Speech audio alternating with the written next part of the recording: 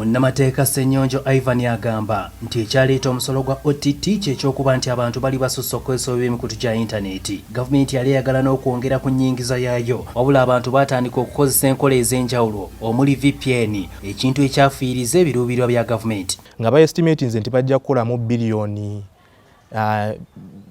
284 billion per year, naye tekyasoboka. Baali bakola mu 2019 bakola 49.5 billion mu mwaka. So ne balabanga VPN yo muginyunyiza nnyo mugikozesa omusolo mulimu mu tax tukiyita tax avoidance mugwewala.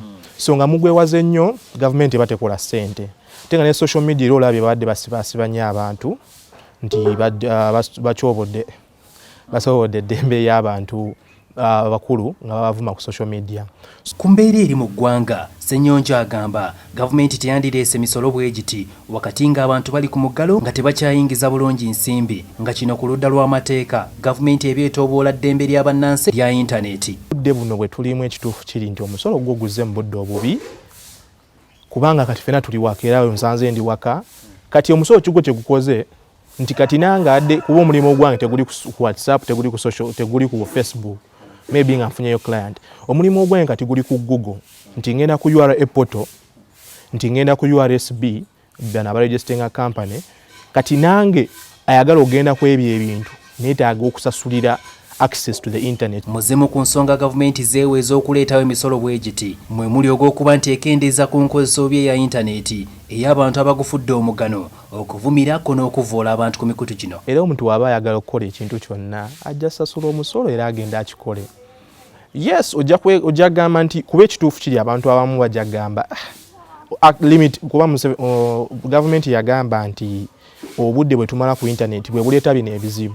Omala nnyo obudde ku internet, social media zino n'otandika ate ovuma abantu ekifo ky'okutambuza zi business zo. So in a way kigenda kendeezaako katini. Ye munnamateeka ono agamba kino tekijja kukomya abantu kukozesa bubi intaneti, nga nabwe ekito gavumenti teyandirowoozezza nti eno y'emu ku nkola ey'okulwanyisa omuze guno. For example, bagenda kwongera omusolo ku bbiya, bagenda kwongera omusolo ku mafuta, nga mu budde nga buno okuleeta omusolo ng'ogwo. For example, kati tuli waka ba essential worker be bakozesa amafuta ne aba gavumenti be bakozesa amafuta ku budde buno.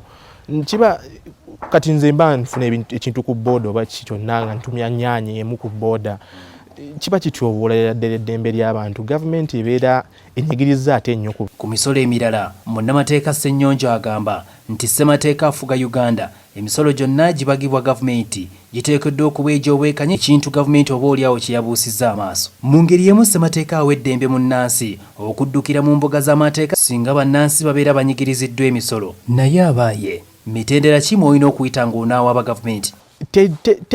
Ligala erina okujja n'ekaabinga bino ebintu. Era osobola okuwaaba bano abantu.